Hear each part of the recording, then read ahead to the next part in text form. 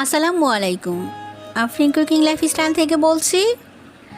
পেঁয়াজ বেরেস্তা খাবারকে রুচিসম্মত, আকর্ষণীয় আরও সুস্বাদু করে তোলে। তাই কম বেশি সবাই আমরা পেঁয়াজ বেরেস্তা করে থাকি। কিন্তু অনেক রাঁধুনিদের পেঁয়াজ বেরেস্তা নিয়ে অনেক সমস্যা। কারোটা মুচমুচে হয় না, কারোটা কালার ঠিক থাকে না।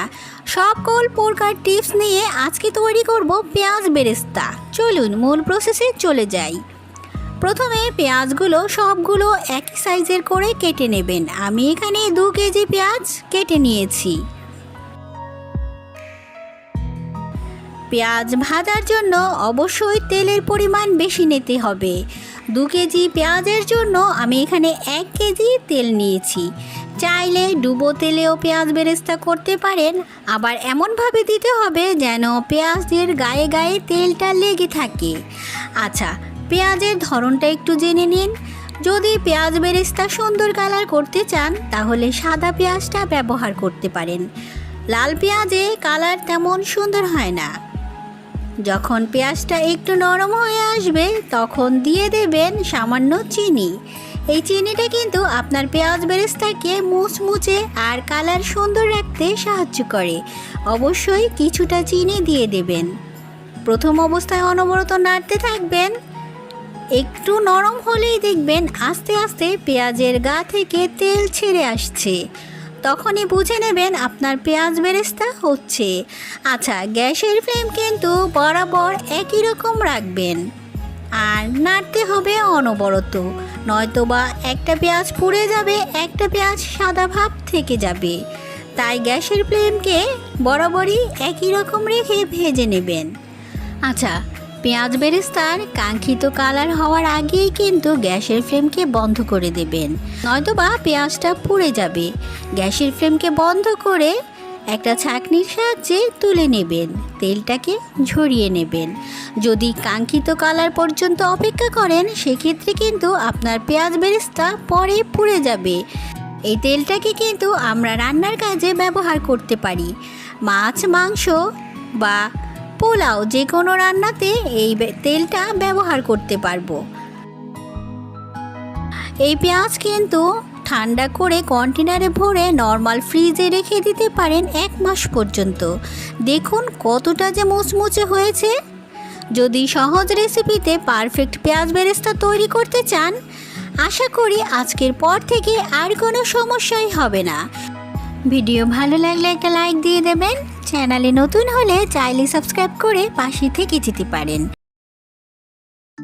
ভোজন রসিক বাঙালি আমরা, আর কাচ্চি বিরিয়ানি থেকে শুরু করে কোরমা, কালিয়া, মুরগে মাসাল্লাম, জালি কাবাব, নার্গিস কাবাব, টিকিয়া কাবাব সব কিছুতেই কিন্তু এগিয়ে আছি। এই সব কিছু রান্নাকে সহজ করে দিতে একটা মশলাই যথেষ্ট। চলুন মূল প্রসেসে চলে যাই। একটা মশলা তৈরি করব যা কিনা 10 ধরনের রান্না তৈরি করব। 3 টেবিল চামচ নিয়ে নিচ্ছি এলাচ, সাথে 5 টুকরো দারচিনি 5 ইঞ্চি সাইজের।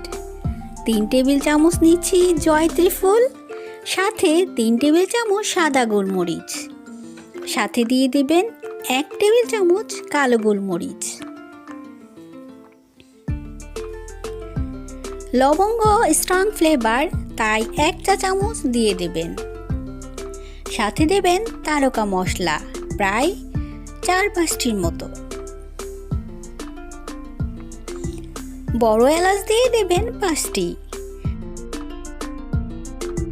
সাথে দেবেন কাবাব চিনি। দেখুন কাবাব চিনিটা কিন্তু গোলমরিচের মতোই, একটু লেজ মাত্র। সেটা দিয়ে দেবেন 2 টেবিল চামচ। পোস্তদানা দিয়ে দেবেন 2 টেবিল চামচ। সাথে দেবেন রাঁধুনি প্রায় 1 টেবিল চামচ। কিছু দিয়ে দেবেন কাজু আর কাঠবাদাম। দিয়ে দেবেন 2টো তেজপাতা, অবশ্যই একটু কেটে দেবেন, এতে ব্লেন্ড করতে সুবিধা হবে। আর এই জয়ত্রীটাকে ভেঙে অর্ধেকটা দিয়ে দেব। এখন সব কিছু একসাথে রোস্ট করে নেব। এই রোস্ট করার কারণে আপনার মশলাটা দীর্ঘদিন ভালো থাকবে। এখন সব কিছু একসাথে একেবারে মিহি ব্লেন্ড করে নেব।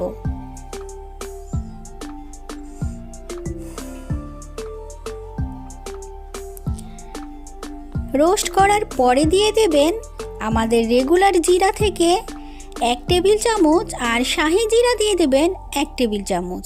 অবশ্যই রোস্ট করার পরে দেবেন, নয়তো এই জিরাগুলো পুড়ে যাবে। এখন মিহি করে ব্লেন্ড করার পর দিয়ে দেবেন ধনিয়া গুঁড়ো 1 টেবিল চামচ, মরিচের গুঁড়ো 1 টেবিল চামচ। আমি যেহেতু এখানে আস্ত মরিচ আর আস্ত ধনিয়া দেইনি, সেক্ষেত্রে এখানে ঘরে থাকা গুঁড়োটা দিয়ে দেবেন। সব কিছু মিশিয়ে আরেকবার ব্লেন্ড করে নেবেন। তৈরি কিন্তু আমার 1-এর ভেতরে 10 গুণ। যদি ভালো লাগে অবশ্যই বাড়িতে বানিয়ে নেবেন। ভিডিও ভালো লাগলে একটা লাইক দিয়ে দেবেন। চ্যানেলে নতুন হলে চাইলে সাবস্ক্রাইব করে পাশে থেকে যেতে পারেন। সবাই খুব ভালো থাকবেন। আল্লাহ হাফিজ।